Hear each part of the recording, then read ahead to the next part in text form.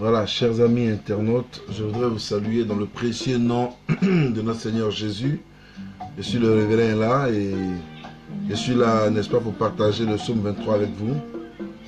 Car la Bible déclare que, n'est-ce pas, selon le psaume 23, que l'Éternel est mon berger. Et nous connaissons la suite déjà. Et donc je veux juste que cet après-midi nous puissions un peu parler du psaume 23, n'est-ce pas? Mais je vais d'abord prier le Seigneur. Je vais te donner toute la gloire, notre Dieu, notre Père. Je vais te confier ces instants pour que nous puissions te glorifier au nom de Jésus-Christ au travers de ta parole. Merci Père pour ta fidélité et pour ton règne. Je crois que tu es Dieu pour manifester ta grandeur. Tu es Dieu pour élever ton Saint-Nom. Sois béni à jamais au nom de Jésus. Amen. Voilà. Shalom à vous, bien-aimés. Alors, comme je l'ai dit, le thème là, c'est « L'Éternel est mon berger » selon le psaume chapitre 23. Alors, nous savons que ce psaume a été donné par David, donc le roi David. David qui est, n'est-ce pas, l'homme selon le cœur de Dieu. David qui est l'homme qui a marqué Dieu, n'est-ce pas, au travers de sa prière. Et c'est, n'est-ce pas, à David que... c'est David que la Bible va appeler l'homme selon le cœur de Dieu. Mais j'ai pris ce thème, l'Éternel est mon berger, parce que tu dois savoir que l'homme, selon la Bible, même dans le Nouveau Testament, est appelé le peuple du Seigneur. Et le peuple du Seigneur est appelé les brebis du Seigneur. Donc, nous sommes le troupeau de Dieu. Et tous ceux qui se trouvent dans l'enclos du Seigneur, donc ils sont comme des enfants de Dieu, ceux qu'on peut appeler aujourd'hui comme chrétiens, sont appelés aujourd'hui les brebis du Seigneur. Alléluia. Et en tant que brebis du Seigneur, nous nous trouvons dans l'enclos du Seigneur. Et donc dans l'enclos du Seigneur, comme des brebis ont besoin d'être dans une bergerie et ont besoin aussi d'un berger pour les paître, c'est pour cela que l'Éternel automatiquement devient le berger de ses enfants. Donc, nous, c'est vrai, nous sommes des bergers que l'Éternel, n'est-ce pas, a localisé pour diriger la vie de ses enfants. Mais en réalité, le meilleur berger, c'est l'Éternel des armées. C'est pour cela qu'il faut plus faire confiance en l'Éternel. Parce qu'un homme peut te décevoir. Ton pasteur peut te décevoir. La prophétesse peut te décevoir. Le prophète peut te décevoir. L'apôtre peut te décevoir. N'est-ce pas? Mais l'Éternel, qui est le véritable berger, ne déçoit jamais. C'est pour cela que chacun doit savoir qui est-ce qui dirige sa vie, qui est-ce qui tient le monopole de sa vie et qui est-ce qui conduit sa vie. Parce que si tu sais qui conduit ta vie, tu es sauvé. Ah oui. Si tu sais qui conduit ta vie, tu es sauvé. Parce que tu ne verras pas le pasteur qui est en face de toi, tu ne verras pas l'apôtre qui est en face de toi, mais tu regarderas l'Éternel Dieu. Parce que c'est lui qui est ton véritable berger. Et c'est lui qui t'envoie, n'est-ce pas, son serviteur ou sa servante pour qu'il puisse, n'est-ce pas, te conduire, te montrer le chemin, te montrer où tu dois passer, où tu dois aller et tout ça. Et ceci est très important. Et c'est pour cela que j'ai dit ici que notre thème sera autour de l'Éternel est mon berger. Il est mon berger parce qu'il doit me conduire, parce que je dois me fier à lui, je dois me confier à lui, je dois lui confier ma vie, mon espoir, mon identité, ce que je suis. Si je ne le confie pas à Dieu, à qui le confierai-je? C'est seulement à Dieu que je peux confier ma vie et ma vie peut connaître, n'est-ce pas, un chamboulement positif pour pouvoir connaître cette réussite dont j'aspire tant. Mais si je mets ma vie, n'est-ce pas, dans le mensonge, si je mets ma vie dans ce qui n'est pas vrai, si je mène une vie d'hypocrisie, une vie hypocrite, si je mène une vie de méchanceté, une vie de malade mental, une vie de dérèglement sur tous les plans, dérèglement, de malédiction, une vie terrible, alors mon berger ne sera pas l'Éternel, mais mon berger sera tout autre. Alléluia. Et donc nous devons apprendre à faire confiance en l'Éternel. Et chacun doit pouvoir s'élever le matin et dire, l'Éternel est mon berger. Dieu a besoin d'entendre ses enfants dire, vous savez, chaque brebis connaît son maître. Chaque brebis connaît son maître. Et nous, en tant qu'enfants de Dieu, nous devons reconnaître qui véritablement est notre maître, qui est notre berger, qui est pour nous notre sacrificateur, qui est l'Éternel pour toi. Pour moi, l'Éternel est mon berger. Et toi, qu'est-ce qu'il est pour toi? Qui il est pour toi? Qu'est-ce qu'il a fait pour toi? Chacun devait reconnaître que l'Éternel est son berger. Et c'est parce que l'Éternel est ton berger, bien-aimé, qu'il te garde. C'est parce qu'il est ton berger et qu'il t'accorde sa protection. C'est parce qu'il est ton berger qu'il veut ce soir encore te parler, ou cet après-midi te parler, ou en ce jour te parler, afin que la grâce de Dieu soit dans ta vie. Mais tu dois comprendre que tu dois prendre l'Éternel pour ton berger. C'est lorsque l'Éternel est ton berger que tu reçois la protection de Dieu. Alléluia. C'est vrai que les païens aussi peuvent dire qu'ils reçoivent la protection de Dieu. Oui, c'est vrai. Parce que Dieu fait pleuvoir sur les bons comme sur les méchants. N'est-ce pas? Oui, ça c'est vrai. Mais en même temps, nous devions savoir qu'en tant qu'enfants de Dieu, nous avons ce privilège, cet avantage de nous approcher du véritable Dieu, de nous approcher de l'Éternel des armées, de celui qui est notre berger. Parce que toi qui le prends comme ton berger, il devient comme un père pour toi. Il devient comme un libérateur pour toi. Il devient un homme ou un Dieu spécial pour toi. Voilà. Donc on ne peut pas le comparer au Dieu, au Père de la terre. Mais il devient un Père pour toi parce qu'il est ton berger. Et en tant que ton berger, il te répond de manière spéciale. En tant que ton berger, il te répond de manière spéciale. Il essuie tes larmes, il t'accorde exaucement et il te donne ce que ton cœur désire. Alléluia. C'est pour cela que chacun devait pouvoir dire, même quand tu es dans les rues, quand tu es endormi, quand tu es sur la route, quand tu es dans ta voiture, partout où tu es, tu devais pouvoir dire, l'Éternel est mon berger. Regardez, après que David ait dit, l'Éternel est mon berger, nous allons comprendre pourquoi David a insisté là-dessus, sur le fait de dire que l'Éternel est mon berger. Nous allons comprendre tout cela par la suite du texte. Il dit, l'Éternel est mon berger, et puis il reprend pour dire, je ne manquerai de rien. Alléluia. Si l'Éternel est ton berger, tu ne manqueras de rien. Alléluia. Si l'Éternel est ton berger, tu ne manqueras de rien. Pourquoi? Parce que en Dieu, toute chose est fort. En Dieu, toute chose est formidable. En Dieu, nous sommes formidables. C'est avec Dieu que nous pouvons faire des exploits. C'est avec Dieu que nous pouvons réussir notre mission. Et c'est avec Dieu que nous pouvons marcher dans la crainte de l'Éternel. C'est avec Dieu que nous pouvons braver, n'est-ce pas, les obstacles. C'est avec Dieu qu'on peut chasser les démons. C'est avec Dieu qu'on peut prendre autorité sur les œuvres des ténèbres, sur les œuvres des démons, sur les œuvres de la sorcellerie. C'est avec Dieu qu'on peut remporter la victoire. Sans Dieu, nous sommes perdus d'avance. Sans Dieu, notre vie est dégradée d'avance. Sans Dieu, nous marcherons dans la honte totale. Sans Dieu, notre vie est synonyme à un délestement ou à, j'allais dire, à un délestage. Sans Dieu, notre vie est une pourriture, parce que c'est avec Dieu qu'on peut réussir, bien-aimé. C'est pour cela je t'invite, n'est-ce pas, à prendre l'Éternel comme ton berger. David dit, l'Éternel est mon berger. Il dit, je ne manquerai de rien. Oui, très souvent quand le chrétien il entend, je ne manquerai de rien, il pense déjà à l'argent.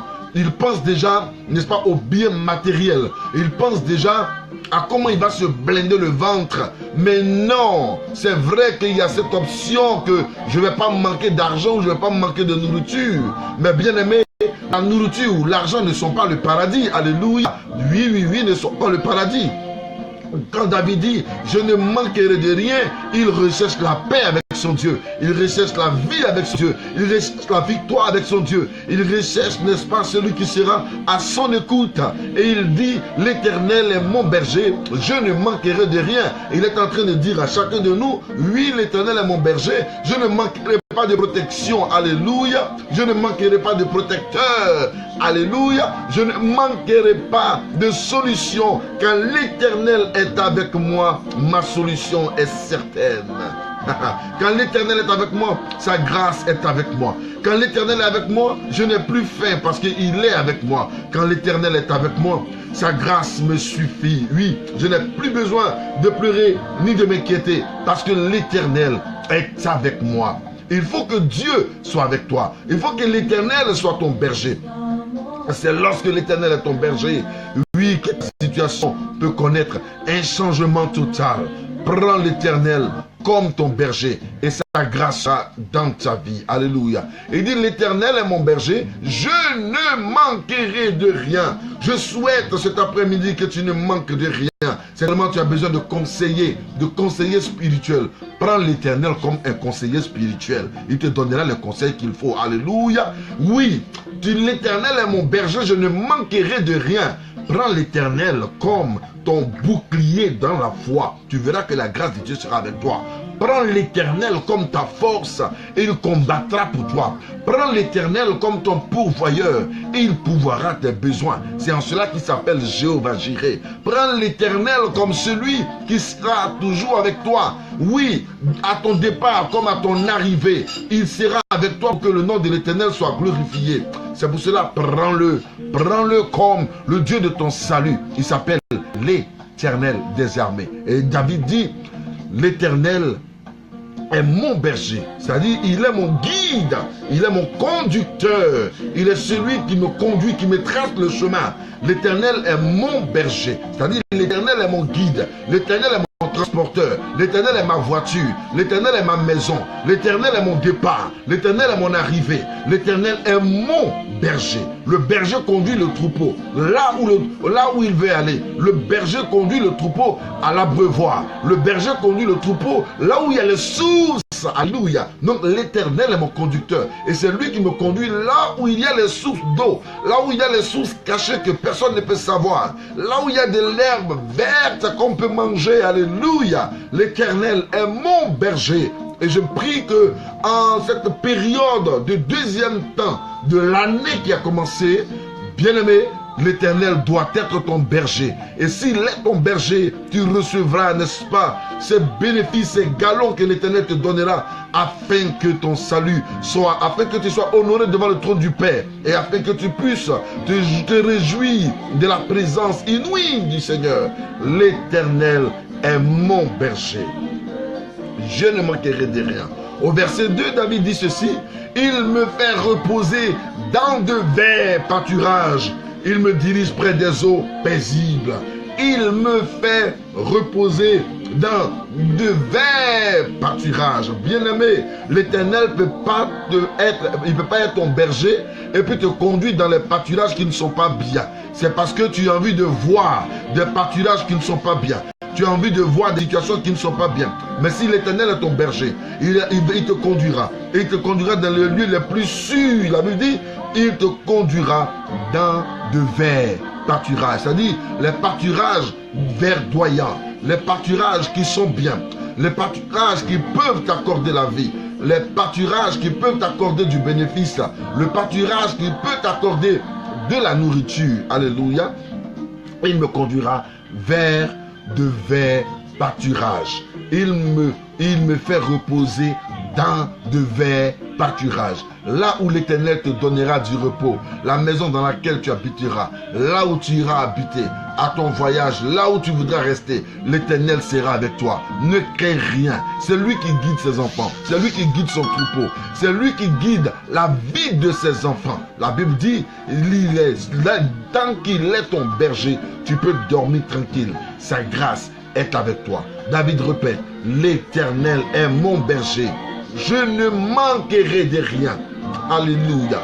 Je ne manquerai de rien. Alléluia. Il me fait reposer dans de verts pâturages. Il dit, il me dirige près des eaux paisibles. Alléluia. Pourquoi l'Éternel va te diriger là où il y a le tourment? Dieu ne te dirigera jamais là où il y a le tourment. Mais s'il t'envoie vers là où il y a le tourment, toi ne vois pas le tourment parce que la Bible dit qu'il me dirige près des eaux paisibles. Alléluia. Vous avez vu le jour où Israël sortait, n'est-ce pas, de l'Égypte. Ils sont allés trouver la mer Rouge et ils ont commencé à se lamenter quand ils ont vu Pharaon venir.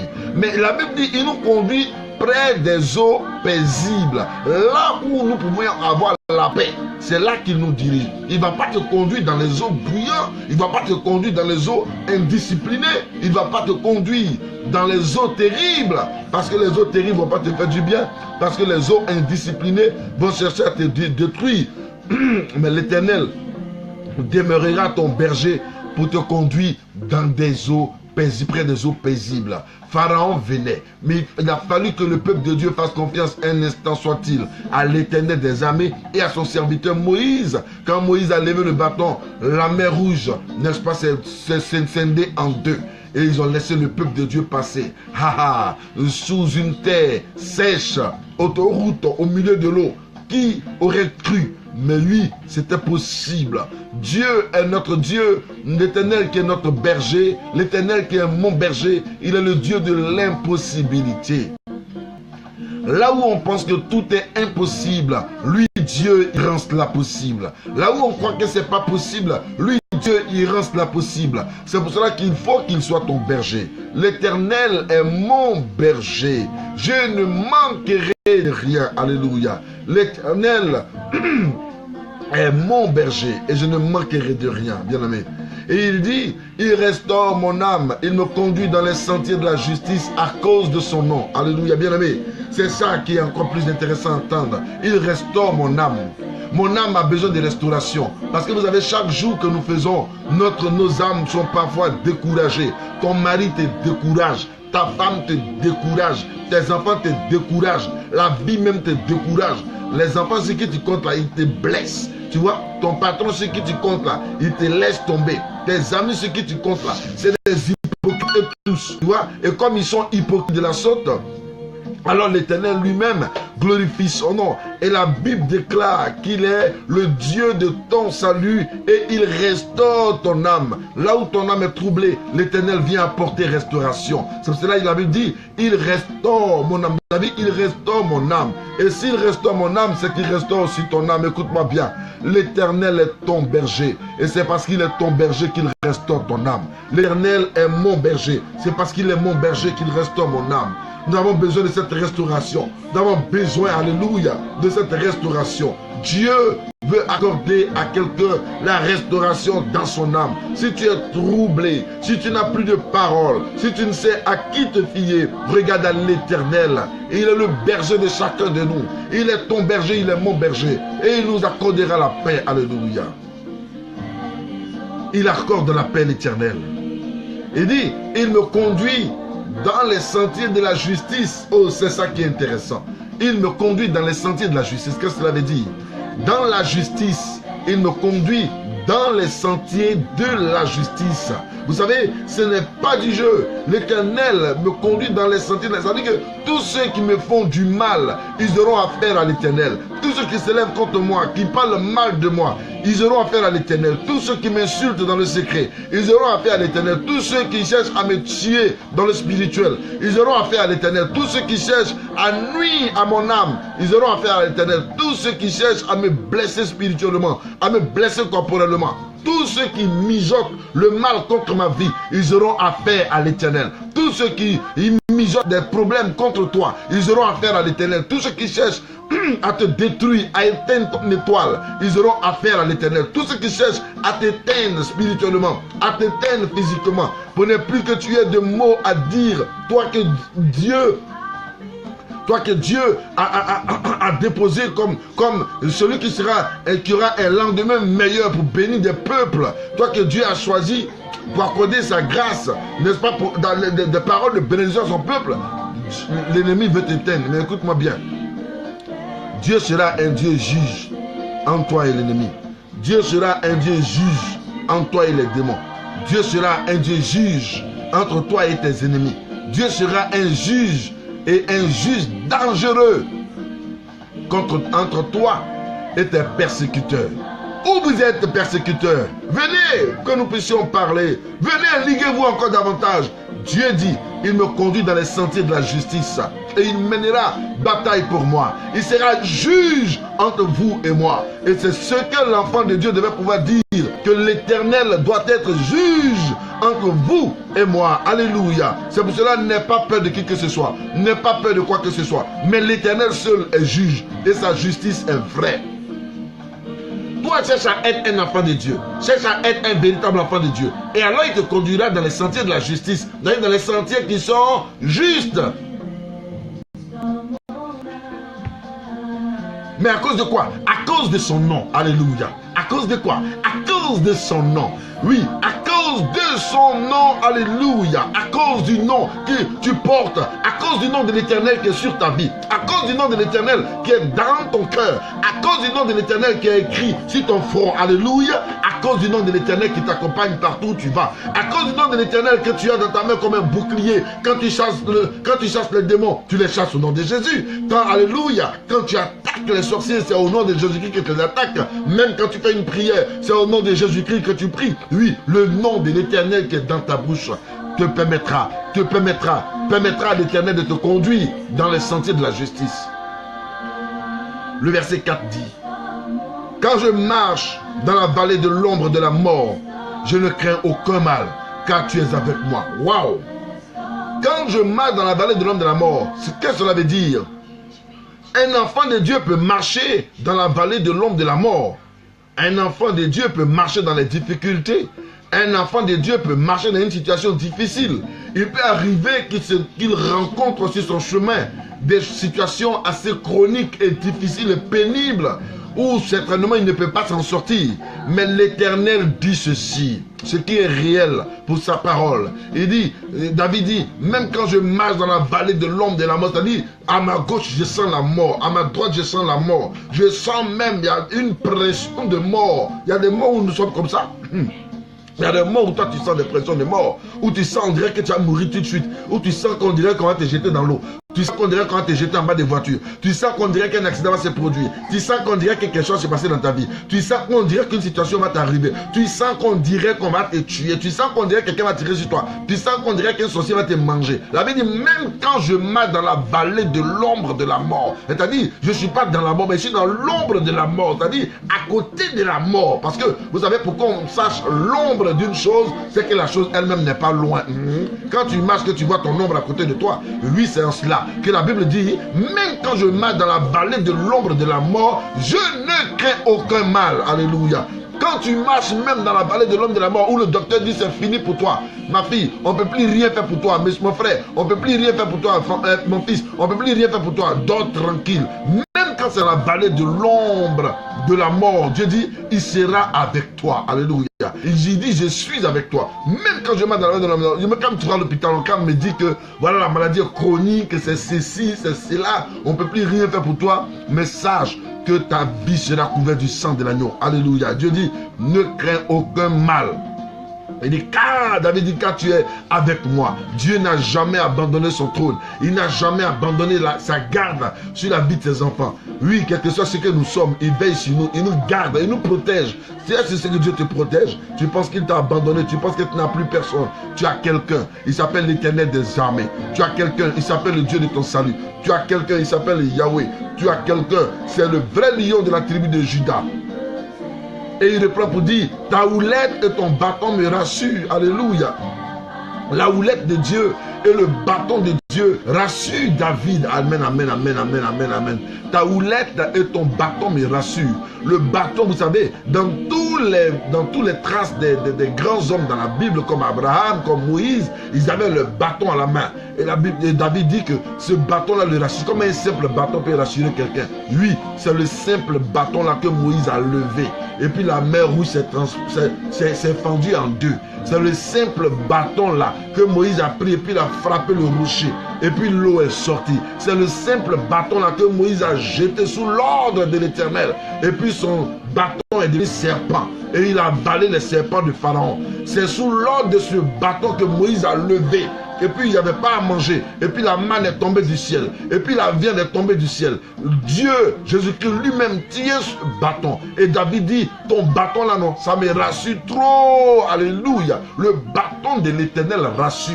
Le bâton du Dieu des dieux rassure. Sa houlette rassure. Son bâton rassure. Et il fait sûr que Dieu tient la route, il tient son bâton, il tient la route, il tient son bâton et il tient sa houlette et il te délivrera toujours parce que tant qu'il a son bâton, quand le danger viendra, il jettera son bâton et quand le danger viendra, il lèvera son bâton. Quand le danger viendra, il montrera à tes ennemis le bâton, le bâton qui a délivré le peuple d'Israël de Canaan est encore dans ses mains. Et alors il peut me délivrer encore. Alléluia. David dit, tu dresses devant moi une table en face de mes ennemis, tu oins d'huile ma tête et ma coupe déborde. Bien-aimé, oui, Dieu devant moi, il dresse une table. Je suis d'accord. Mais, et puis il dit, en face de mes ennemis, tu oins d'huile ma tête. C'est la partie là qui devient compliquée. Vous voyez, David est en train de dire, Seigneur, tu dresses devant moi une table, c'est-à-dire c'est une cérémonie que tu veux faire me concernant. Tu veux témoigner de ma vie assez publiquement. Tu veux dire à tout le monde que je suis ton enfant bien-aimé. Tu veux démontrer à toute la nation, à toute l'humanité que je t'appartiens. Alléluia. La table, c'est, vous savez, la table, elle a 4 pieds. Donc, c'est l'équilibre. Donc, Dieu veut équilibrer ta vie. Il veut accorder à ta vie l'équilibre surnaturel, l'équilibre glorieuse, l'équilibre sans fin, sans faille. Et il dit, David dit ceci, tu dresses une table devant moi, c'est-à-dire tu équilibres ma vie, alléluia, oh Jesus, tu équilibres ma vie, dresser une table devant moi, c'est équilibrer ma vie, alléluia. Quelqu'un dit, l'Éternel est mon berger et il équilibre ma vie. Donc, dresser une table, c'est équilibrer sa vie. Donc, David voit que Dieu vient et Dieu équilibre sa vie. Et là, il dit, et devant mes ennemis, tu oins d'huile ma tête. Pourquoi Dieu va attendre tes ennemis afin de oindre d'huile ta tête? C'est-à-dire, tout simplement que devant tes ennemis, Dieu te donne la victoire. En face de tes ennemis, Dieu te donne la victoire. Puisque maintenant ta vie a été équilibrée, partout où tu iras, tu recevras la victoire. Alléluia. Partout où tu iras, la gloire t'accompagnera. La victoire sera avec toi. La puissance sera avec toi. La magnificence sera avec toi. Donc tu vois que Dieu sera avec toi et il t'accordera la victoire. Alléluia. Oui, tu peux glorifier déjà le nom du Seigneur. Il dit, tu oins d'huile ma tête et ma coupe déborde. Donc mes victoires deviennent nombreuses. Ma coupe déborde. Je réussis partout où je vais. Je réussis partout où je passe. Je réussis partout où je vais pour que la main de Dieu soit sur ma vie. Alléluia. Et à la fin, il dit, oui, le bonheur et la grâce m'accompagneront tous les jours de ma vie. Et j'habiterai dans la maison de l'Éternel jusqu'à la fin de mes jours. Oui, le bonheur et la grâce m'accompagneront tous les jours de ma vie. Bien-aimé, quand Dieu dit que le bonheur et la grâce t'accompagneront tous les jours de ta vie, est-ce que tu sais ce que ça veut dire? Pour que le bonheur et la grâce t'accompagnent tous les jours de ta vie, quand tu sors le matin, que tu t'en vas au travail, nomme ce qui va t'accompagner. Alléluia. Dieu dit le bonheur et la grâce t'accompagneront tous les jours de ta vie, n'est-ce pas? Et qu'est-ce qui va se passer? Et David dit, et j'habiterai dans la maison de l'Éternel. Donc, tous les jours de ma vie, n'est-ce pas, le bonheur m'accompagne, la grâce m'accompagne. Regarde, aujourd'hui, tu t'es levé le matin et tu dois sortir de la maison pour aller au travail. Dis ceci, dans ta maison, il y a tout. Il y a le bonheur, il y a la grâce, il y a la libéralité, il y a la puissance, il y a tout ce que tu veux, il y en a dans ta maison. Donc, quand tu sors le matin, il faut nommer quel esprit qui va t'accompagner. Tu peux dire, gloire, bonheur, accompagnement aujourd'hui. Bénédiction, puissance, accompagnement. Sainteté, paix, accompagnement. Et tu nommes ce qui t'accompagne. Et avant de sortir, ça t'accompagne. La grâce t'accompagne. Et Dieu dit dans sa parole, tous les jours de ma vie. Alléluia. Tous les jours de ma vie, la grâce m'accompagne, la bénédiction m'accompagne, la puissance m'accompagne. Je ne somme pas, je ne manque de rien, parce que la main de l'Éternel est sur ma vie. C'est pour cela que tu dois croire en toi, tu dois croire en la grâce qui est sur ta vie, tu dois croire en l'objectif que Dieu a pour ta vie. en ayant cette croyance, en ayant cette victoire en toi, tu verras que la main de Dieu ne va jamais t'abandonner. La main de Dieu ne va jamais t'abandonner. La grâce de Dieu sera toujours avec toi. Dieu sera toujours avec toi. Aujourd'hui et pour toujours, il sera avec toi. Et bien David dit, à la fin, quand toutes ces choses-là seront avec toi, quand la protection sera avec toi, quand tu verras que l'Éternel est ton berger, alors voici le dernier conseil que David te donne. David te dit, et j'habiterai dans la maison de l'Éternel tous les jours de ma vie jusqu'à la fin de mes jours. Et j'habiterai la maison de l'Éternel. C'est pas parce que Dieu t'a béni que tu vas fuir sa présence. C'est pas parce que Dieu t'a béni que tu vas commencer à maudire tes frères. C'est pas parce que Dieu t'a béni que tu vas commencer à te moquer de tes frères. Hein? Il dit j'habiterai dans la maison de l'Éternel. On n'habite pas dans la maison de l'Éternel pour faire des bêtises. On n'habite pas dans la maison de l'Éternel pour faire des conneries. On n'habite pas dans la maison de l'Éternel pour créer des ennuis aux gens. On habite dans la maison de l'Éternel pour apprendre à vivre comme l'Éternel veut qu'on vive. Pour apprendre à être droit devant l'Éternel, à être juste devant l'Éternel. On habite dans la maison de l'Éternel pour apprendre à glorifier Dieu, pour apprendre à honorer Dieu, pour apprendre à adorer Dieu, pour apprendre à respecter ses engagements devant le trône du Père. On habite dans la maison de l'Éternel pour apprendre, n'est-ce pas, à être bien, n'est-ce pas, pour les femmes à respecter le mari, pour les maris à aimer les femmes. Alléluia. Quand on est enfant, pour obéir à leurs parents. Alléluia. On apprend à habiter dans la main de Dieu jusqu'à la fin de nos jours. C'est être correct. Respecter les lois du Seigneur. Respecter mes engagements vis-à-vis du Seigneur. Et c'est ainsi, c'est en cela que l'Éternel sera toujours mon berger. L'Éternel est mon berger. Je ne manquerai de rien. Et je voudrais te dire aujourd'hui, et c'est en cette heure, prends Dieu, s'il te encore plus pour ton berger. Prends-le comme ton berger. Prends-le comme ton berger. L'Éternel comme ton berger. Dis à l'Éternel, sois mon berger. Conduis-moi, sois mon berger et conduis-moi afin que je puisse te glorifier. Dieu est avec toi et il est ton berger. Alors, aie confiance en l'Éternel et quand tu dis Seigneur, je suis ton enfant et tu demeures mon berger. Que la grâce et la paix du Seigneur soient sur ta vie. Que la main de Dieu soit sur toi et que l'Éternel te conduise jusqu'à la fin des temps. Jusqu'à la fin des temps. Et demeure béni au nom de Jésus-Christ de Nazareth. Shalom. Il règne et il restaure mon âme.